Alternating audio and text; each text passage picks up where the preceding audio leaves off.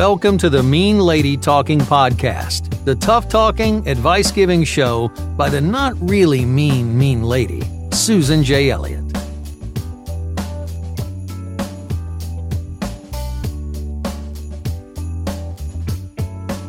Good day, everybody. This is Susan Elliott, host of the Mean Lady Talking Podcast, and welcome to episode 52. We're on episode 52. 52 it is. 52 for the win. Okay, so I know I said that. It's probably because I spend an inordinate amount of time alone. Anyway, when I was a kid, one of my first earliest memories was that I had this imaginary friend named Dovey. Now, don't ask me why I named her Dovey. Don't ask me. I just sort of came to when I was like 4 years old, and there she was. She was my imaginary friend. And I've never told anybody about her. This is the first time I'm ever talking publicly or privately about her. I never told any of my friends that I had her. Never told a boyfriend that I had her. Never told Michael that I had her. Nobody has known that I had an imaginary friend. Perhaps she's back. Anyway, I have a bunch of stuff to talk about tonight, and remembering Dovey wasn't going to be one of them. But when I came to in front of this house called the Houseboat, and it wasn't anything spectacular. It was on what was called the Creek on Lacombe Avenue in the Bronx. And if you go to the top of Lacombe, you would go to Castle Hill, which is, if any of you are familiar with Jennifer Lopez, she grew up there in Castle Hill, and she was discovered at the Kips Bay Boys and Girls Club, which when I was growing up, it was just the Kips Bay Boys Club, because girls didn't need a club. They were just going to stay home and learn how to cook and bake for Prince Charming. Jennifer Lopez got her start at the Kips Bay Boys and Girls Club, and that was a stone's throw from the Houseboat. Anyway, that's that deal. I have no idea why I'm talking about that. I have lots of other stuff to talk about tonight, and as you guys know, I don't script my podcast, but I was thinking, I got this email. It was so bizarre. And you guys have sent me a lot of email, what you want to hear, what you don't want to hear. And when I ask questions, I get emails from them. Please continue to send email. When you hear me ask a question on a podcast, go to your little phone or computer and write in meanladytalkingpodcast@gmail.com. The meanladytalking.com is under development right now. It actually is. The Getting Past Your Breakup website is also under development right now. Don't ask me why I decided to tackle all this stuff at once. I just did. Anyway, I would like to know what you want to hear, and I'm really trying to push out more podcast each week for you guys. I have some new stuff that I'm really thinking is going to make a difference. I think I said on one of my last podcasts that I have joined a few podcast groups, and people have been very helpful. And some of the editors have given me really great tips. And I think that I'm really going to be able to cut down my editing time pretty soon. And if I can do that, that is going to be terrific. And that is going to get more podcasts out. When the website is developed, that will get more podcasts out. Anyway, I got this spam email, and it was supposed to come. This is what they say. It was supposed to come to me from me. And what it says, and they all say the same thing, and it always comes from like a bunch of people. It says, we have hacked into your computer, and to prove that, we're sending you email from yourself. And this email is to tell you that we hacked into your computer, we turned on your webcam, we were able to see you masturbating. That's hilarious. It's just like, it's so funny. And the even funnier part of the email was you were on pornographic sites that featured teenagers. And I was like, oh, good Lord. And, I was saying to a friend of mine that I was telling about this crazy email, and I was laughing because it's so bizarre. It's like, oh, yeah, sure, whatever. And I was talking to her about it, and she said, oh, you should do a podcast on that. I'm like, on what? On scammer emails? Oh, so you're supposed to pay them to Bitcoin. And according to them, it's like, don't even think about not paying them because they're going to splash this stuff all over the place or whatever. So my friend said, you should do a podcast episode on this. I was like, on what? I don't understand how this could ever be profitable. What are the chances that A, someone's going to believe that you hacked into their computer, and B, turned on your web camera? Now, I know you can do that. I know that everybody that I know tapes something over their computer camera when they're not on it. I know that. Catching you masturbating Why would you have I don't understand this. Anyway, and know a porno such and somebody, not only did you get somebody who was doing that, you have to get somebody who's believing you and who's going to pay you. I don't even know what, I mean, the odds, if this is profitable, I would like to know about it. I mean, I'm not going to do it, but I would just like to know how profitable this could possibly be. Because when I get them, I just laugh my face off. Anyway, so my friend said, you've never really done a podcast on sex. And I was like, what am I going to say? What am I going to do? I don't know. And I talked a little bit about sex with the Chicago guy. But that was sort of an aside in a story that was actually a relevant part of the story. In getting back out there, I have the sexual inventory. And one of the reasons that I have the sexual inventory is because over the past 25 years, I have counseled many people who were abused sexually in childhood and who have issues related to that. So the sexual inventory in getting back out there is designed not just for people that have sexual abuse, but it's people that have been in relationships. Maybe they've been in relationships with people early on who convinced them, this is what you should be like, or that's what you should be like, or whatever.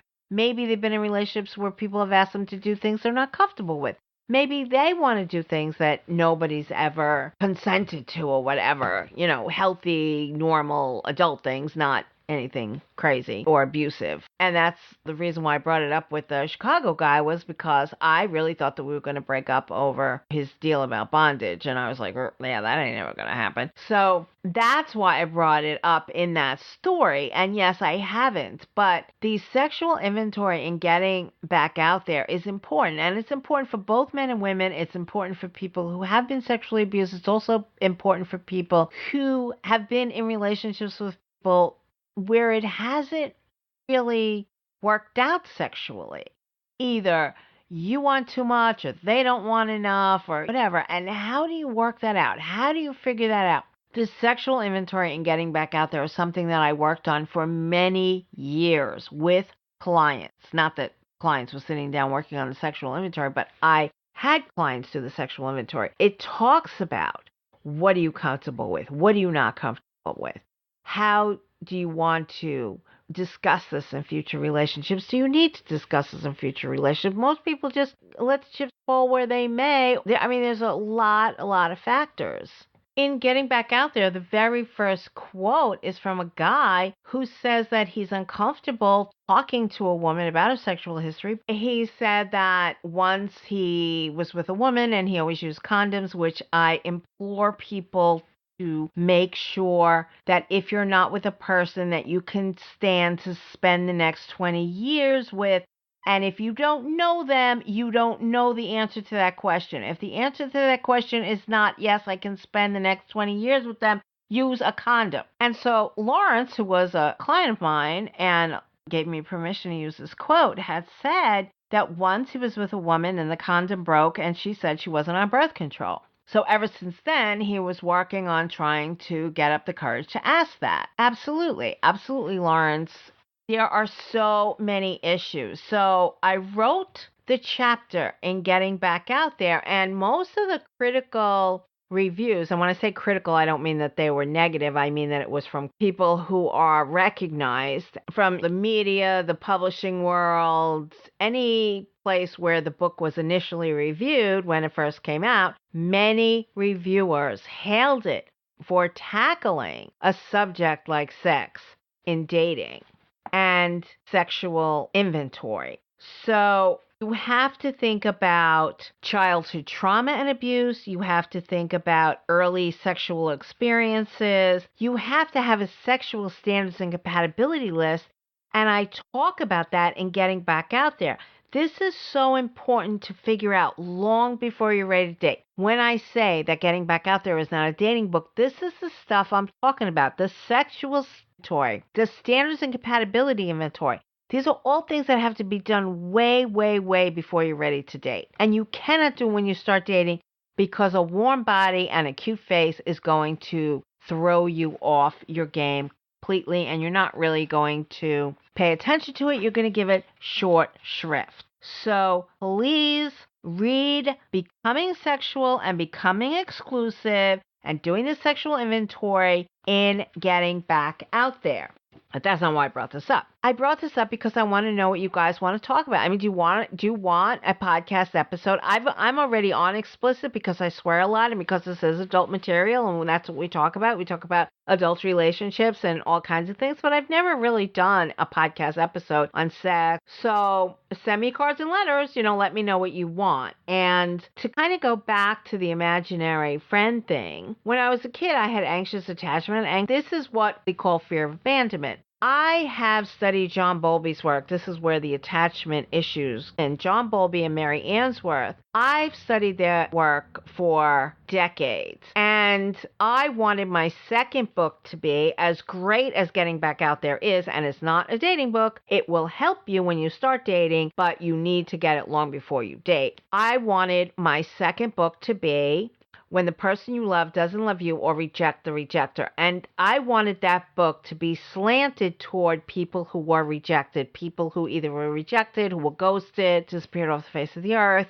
all kinds of things. My editor who bought Getting Past Your Breakup, which I wanted to be and she wanted to be, we're on the same page. We wanted it to be for everybody. Getting Past Your Breakup is gender neutral, length of relationship neutral, gender orientation neutral, male, female, female, whatever. And it was hard to write it that way, but I did because it was very, very important to me. I wanted my second book to be When the Person You Love Doesn't Love You, or Reject the Rejecter. If you don't know what I'm talking about, please go immediately to the YouTube channel and look up the video When the Person You Love Doesn't Love You by Getting Past Your Past. That's the channel for YouTube. And if you go to the Getting Past Your Past YouTube channel, it should be the first one because it's the most popular video on there. So I wanted it to be that. She wanted Getting Back Out There. She promised me that if I wrote Getting Back Out There, which I didn't want to write because it's all about love and relationships and getting ready for relationship and true love, the end of Getting Past Your Breakup talks about real love. And Getting Back Out There is a logical continuation, but I wanted Person You Love Doesn't Love You. So I agreed, and then they were just supposed to go full steam ahead with When the Person You Love Doesn't Love You. I did write the proposal. They did make an offer, and it was a slap in the face. And the reason it was a slap in the face was because Getting Back Out There didn't have the sales that they thought it would have. They marketed it as a dating book, which it's not, and that's why I keep saying it over and over again. It was their marketing, it was their missteps on the book, and then they wanted to use those missteps against me to lowball me on an advance for the third book. And I said no. I said absolutely not. And so there was an offer made, and I said no. So I'm publishing When the Person You Love Doesn't Love You, and I'm going to crowdfund it because it's really expensive to do a book on your own, to do it right. I want an editor. Of course I want an editor. Some of the self-published stuff that I've picked up has been absolute slop. I don't even know how everybody has suddenly turned into an author. And when I read them, I'm in the third sentence and I'm throwing the thing against the wall. It's absolutely abominable. It's abominable to write a book when you don't know how to write. It's even worse when you don't have an editor. That's crazy. And you need book designers, you need this, you need that. Anyway. So I'm going to be doing that soon, and I'm going to be talking about attachment. I'm going to be focusing a lot on attachment issues. I loved academically John Bowlby and Mary Ainsworth. Their work is at the central core of my work, but I don't give it the attention that it needs. It's there. All of my work is based on things that they have come up with, that they have said, but I really, really, really want my next book to be focused on that. And I have the table of contents. I have all of that is going to be going up as soon as the website is done. And I'm going to be crowdfunding it, and I'm going to be doing the video shortly. I have a gazillion client stories to go in there, but I would really love to hear from people. I really, really, really would love to hear from people. I'd love to hear your questions about attachment. I have the proposal for the book, I have the first chapter, and the table of contents. When I post all of that, I would love to hear from you. I would love to hear your stories. I would love to hear your questions. I would love all of that. Okay. That's that. The next subject, and I'm just like riffing off the top of my head, and I apologize if this comes out like all mangled. But we have been talking in the Facebook group a lot about positive self-talk and affirmations and things like that, and I want to get to that in a little bit. But a lot of my clients lately, I've had to keep reminding them that feelings are not right or wrong, they just are. And you should be okay with your feelings, but you also have to get to a point in your life where if you're grieving, you give your grief its due for a while and then you zip it up. And I talk about that in the Grief Podcast. You have to do it a little bit at a time, and you have to learn how to zip it up, how to say, that's enough, it's time for self-care. You have to do meditation, relaxation, all of that. All of that is in the workbook. Everything that I talked about, the sexual inventory, is in the workbook. And when I do the new book, I will put attachment exercises, I have a whole bunch of them, in the workbook, probably version 4. Okay, so a client said to me, if feelings are not right or wrong, they just are. What about love?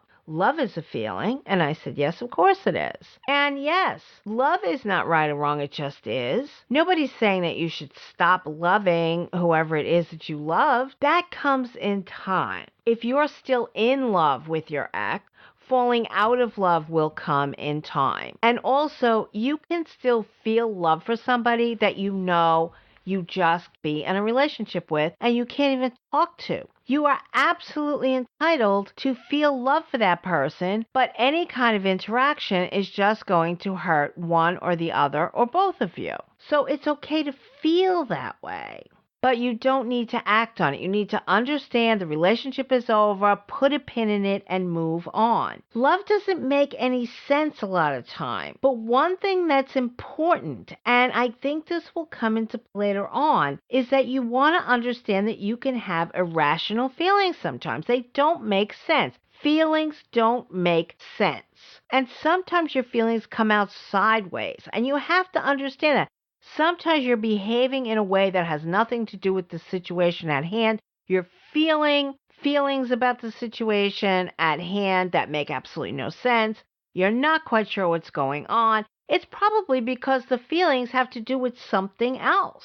Many times I've been angry at something and it's not really what I'm angry about. And I remember one time I had a friend and I was really upset with her. I mean, really, really, really upset with her. I was more hurt than angry, but I was getting to a point in my grief process where I was starting to feel a lot of anger toward her. She betrayed me. She betrayed me in all kinds of ways, and it was really horrible and it hurt a lot.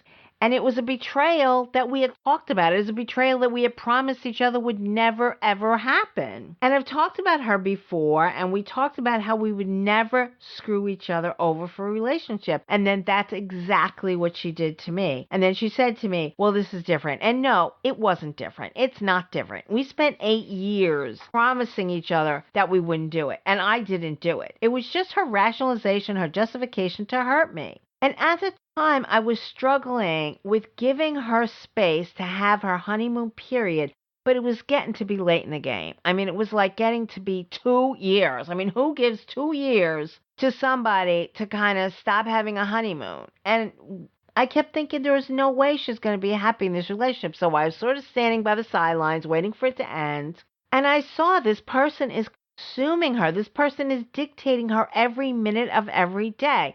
My friend was a night owl. We used to talk to each other at 4 a.m. She was my 4 a.m. person. I had a 3 a.m. person, but she was my 4 a.m. person. I mean, we talked to each other at 4 a.m. night after night after night. And now I wasn't able to call the house after 9 p.m. because her and her partner would go to bed and they read stories to each other and do whatever the hell they did. It was like she fell into this relationship completely. She didn't miss me. She didn't care. I was gone. I was over. And it didn't matter to her. And I was crushed. I was like, how could you do this? I mean, I was in a relationship.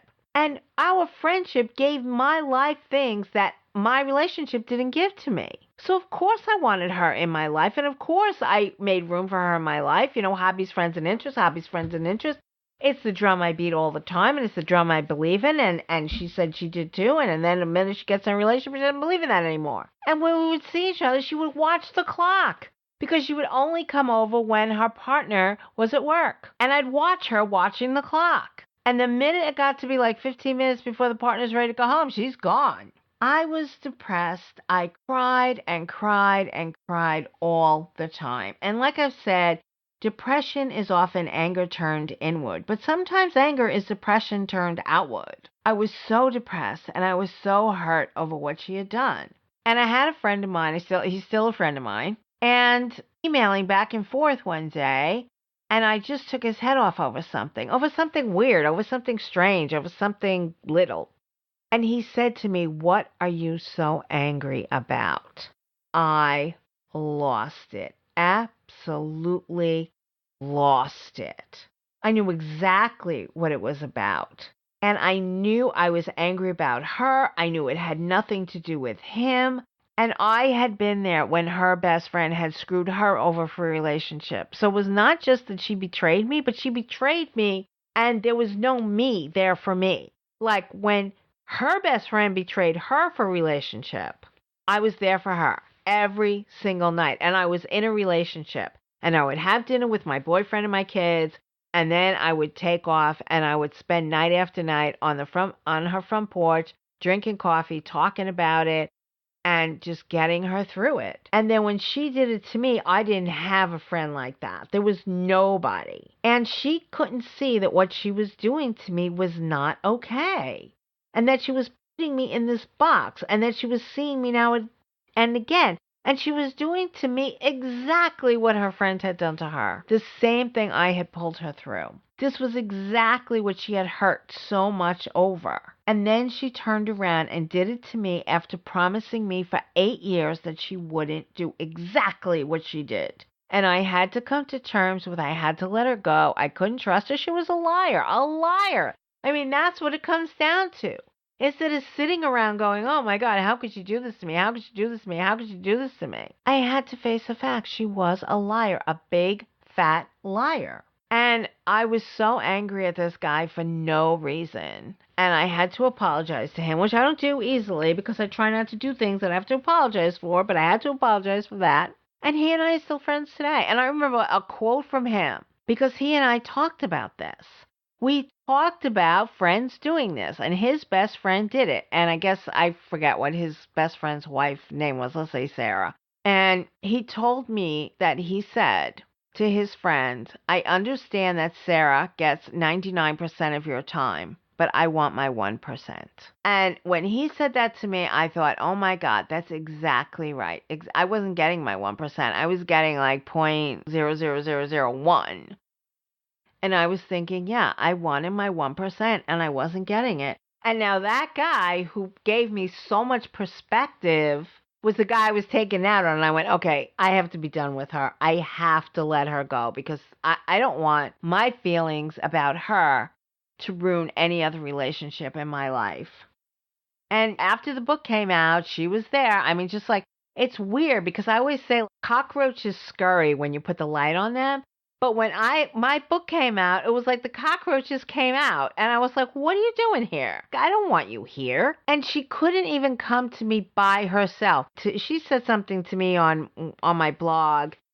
And like within 24 hours, her partner said something to me. I was like, you know what? I might have thought about talking to her, but the partner comes like swooping in. And I went, oh, for God's sakes.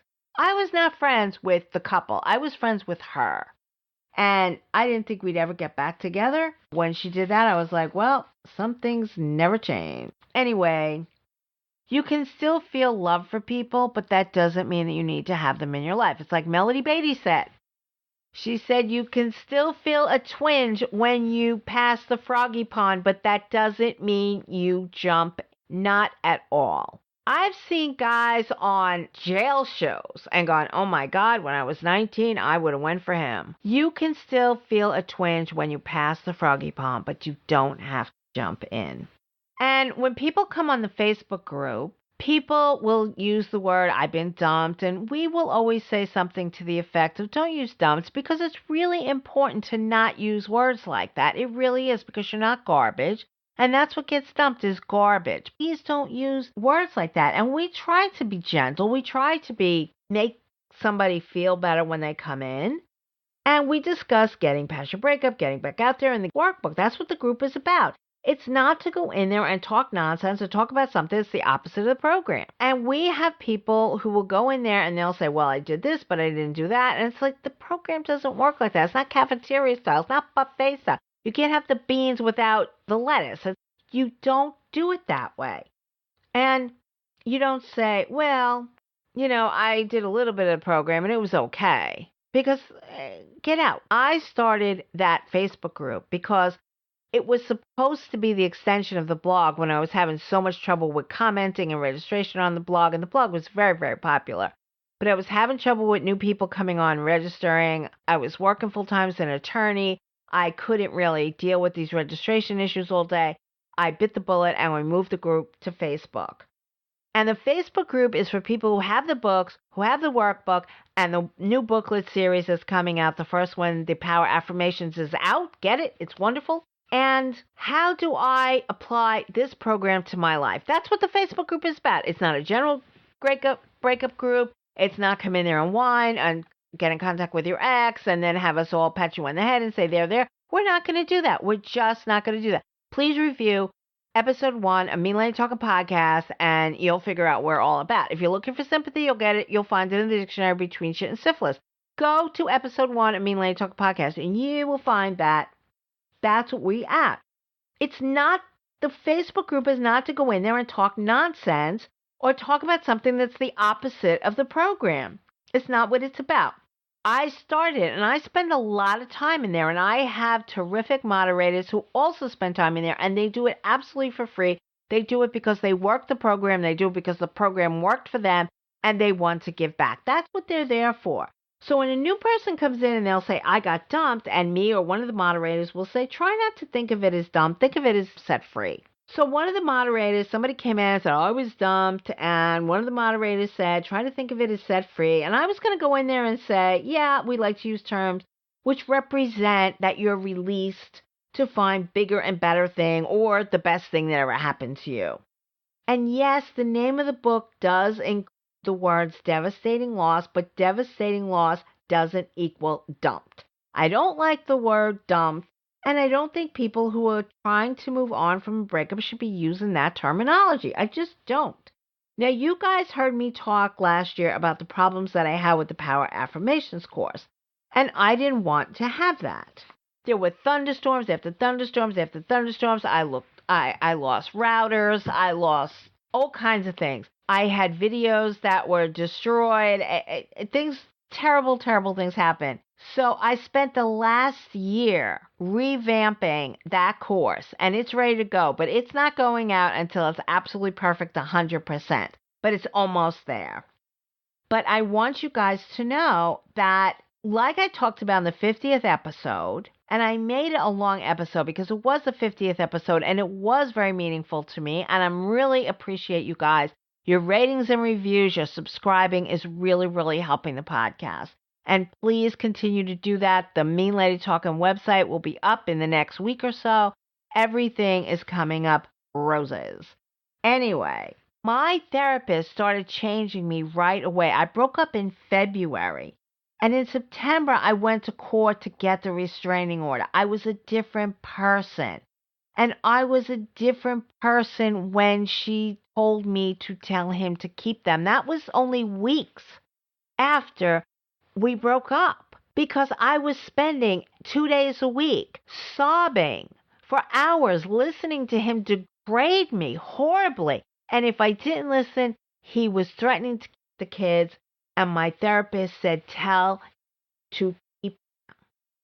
I needed somebody. I needed people to say, if you're looking for sympathy, you'll find it in the dictionary between shit and syphilis. I needed that. But I also needed to be introduced to self-care and positive self-talk. It's a whole thing. So yeah, we get tough, but we also get gentle and we get huggy when we say, be good to you, be gentle to you. It's not all about that, but it's a lot about that. I changed very quickly in the first year. And it was her, and it was 12-step people. It was the support groups. It was the conferences. I belonged to a Women Who Love Too Much group that was very, very instrumental in saving my life. I went to conferences. I went to workshops. I went to seminars. I went to authors. I wanted to hear them speak. I wanted to know them. I wanted to soak it up. I told the moderators a couple of days ago, if somebody told me to stand on my head and spit nickels and I would feel better, I would have done it. I had no tools. I had no clue. I didn't know where I was. I didn't know where I was going. And I certainly had no clue on how to get there. And I had people, very, very tough people around me who said, this, do this, do this. And that's what I do. But they also said, do self-care and do positive self-talk.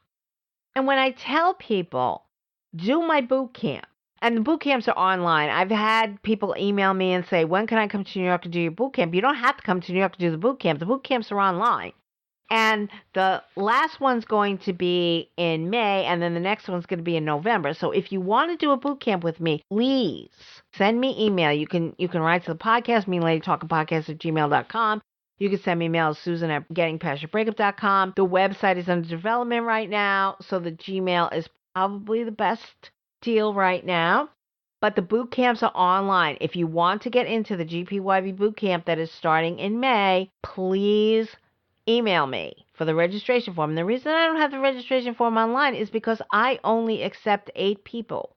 I've had some with 9 or 10 only because 2 or 3 people sign up at the last minute. I don't want to go over 8. I give my boot campers a lot of attention, and I want them to be able to give the work the attention. If there's too many people on a call, we do calls, we do journaling, we do a whole bunch of things. So you get a lot of attention from me. You get a lot of attention from the other boot campers. So when I tell people, do my boot camp, do my workshops, do my seminars, read the books, whatever, I'm not saying it because I'm saying that this is the only thing you need to do. I recommend a lot of other things. Any of my clients can tell you, I'm telling them, read this book, read that book, get this, get that. My boot campers know, do this, do that. Even we have the GPYB recommended page of all kinds of authors. Each book has big bibliographies. I'm not saying GPYB is the be-all, end-all of everything. I quote Melody Beattie. I quote Robin Norwood. I quote John Bradshaw. I quote Stephen Levine. I quote all these people who helped me. And in the affirmation stuff, Rick Hansen is one of the people that has come along in the past few years that I really, really love. I love his stuff. And I'm quoting him more and more, where he says, neural traits become mental states. And that's about how the affirmations are actually science. It's not hocus pocus. It's not new agey Oprah-esque. It is science. There are many people who talk about and write about things that I'm interested in, and I gladly push my readers and my clients and my boot campers to these other people. If their work coincides with my work, I say, take a look at this person, look at that person, read this book, read that book, go to this work, watch this video, etc., etc. I'm not saying that getting past your breakup is going to, the book, Getting Past Your Breakup, is going to cure all the world's ills, because it's not. I tend to stay in my lane. Right now I'm doing a codependency boot camp, but I do not in any way, shape, or form profess to be the next Melody Beattie. I just don't. I recognize her as the expert. And if you want to know who's the expert on breakups, that would be me.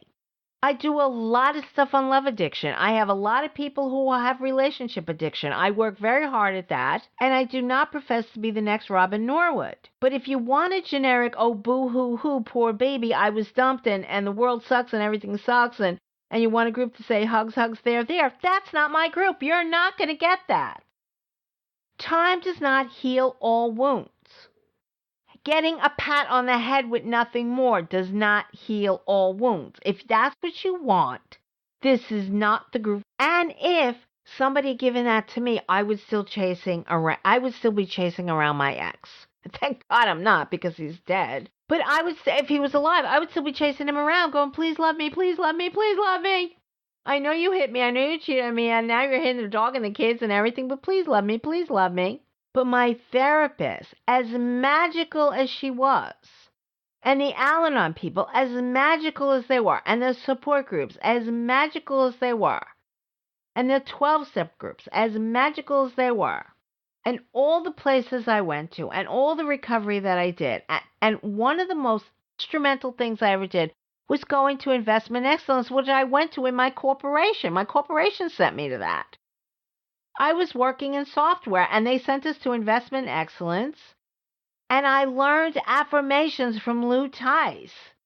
And my therapist had taught me very basic positive self-talk affirmations. I've talked about this before. She gave me a Virginia Satir poster that I had on my wall. When I opened my eyes in the morning, it was the first thing I saw. When I went to bed at night, it was the last thing I saw. It was I am me and I am okay. And it was this whole long big thing. It was a whole wall. And my therapist gave that to me, and I said it over and over and over again, twice a day for 2 years. And that was good. That really helped me. But when I became an investment excellence facilitator, everything took off. I couldn't believe it. My self-esteem took off unbelievably. And that was after 2 years of therapy and 2 years of doing other ways of doing positive self-talk and going to every group and every meeting and every this and every that and reading every book in the world.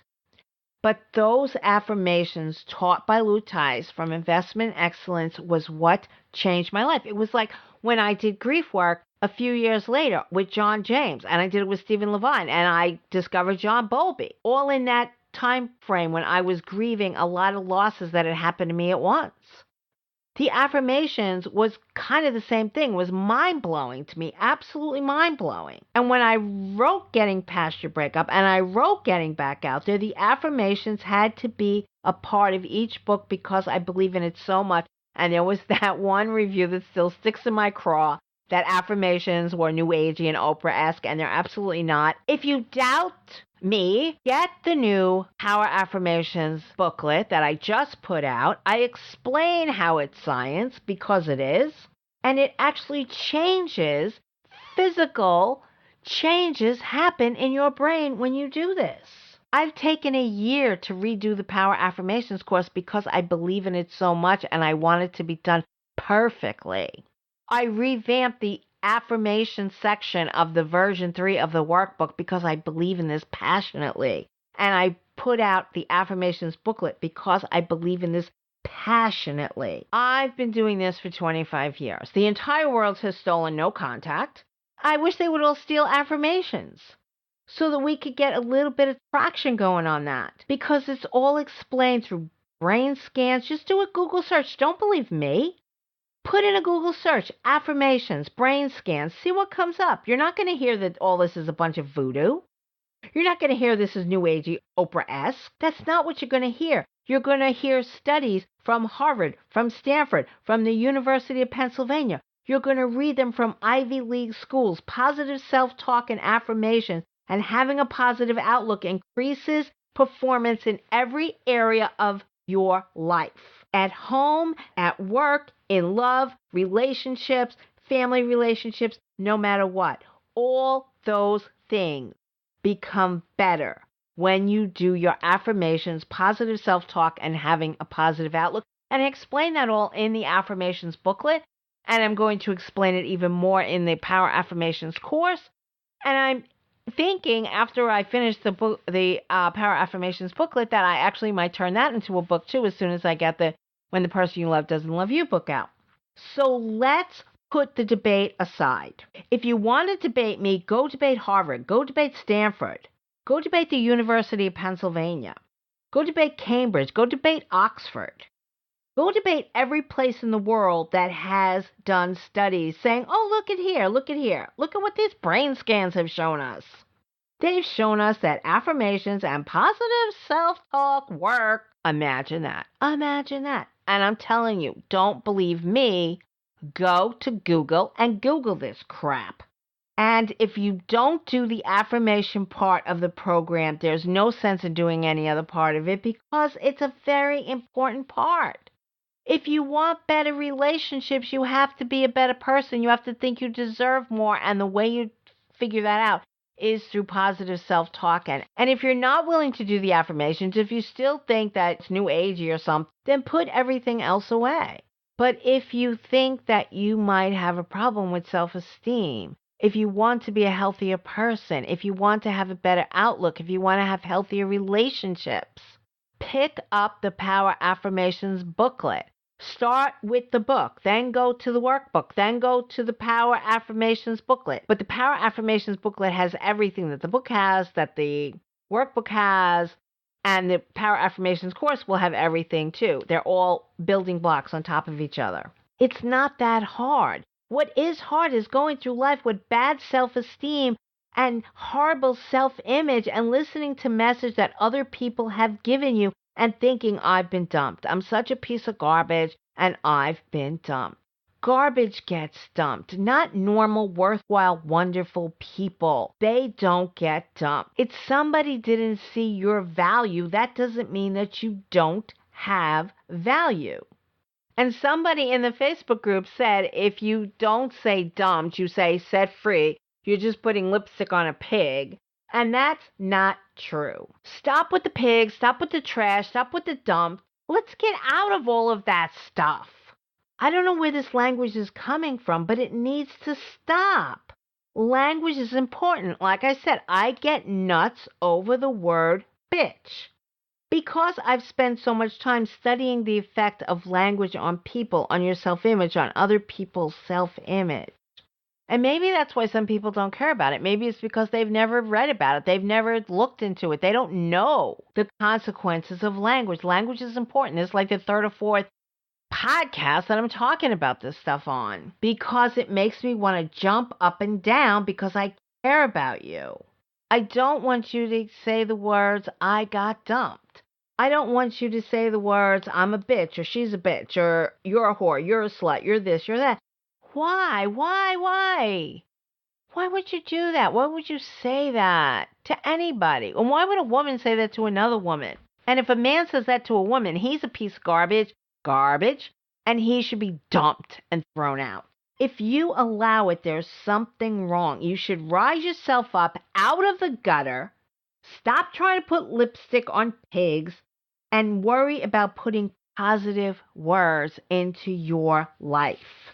And one of my moderators was really angry because somebody came in the group and said NC keeps you stuck, which is so stupid. I mean, it keeps you stuck how? And I said to my moderators, I get very cranky about this. If you're so well that you are now questioning the program, leave. Again, the Facebook group is for people who are doing this program, who are doing this work, not for people who want to come in here and debate it. I've been doing this for 25 years. It works. And I have the people to prove it. You don't have anyone to prove this nonsense about NC keeps you stuck. I don't know where it came from, and I wasn't going to debate it. So my moderator said it's like doing only half the steps of a recipe and blaming Betty Crocker that it tastes bad.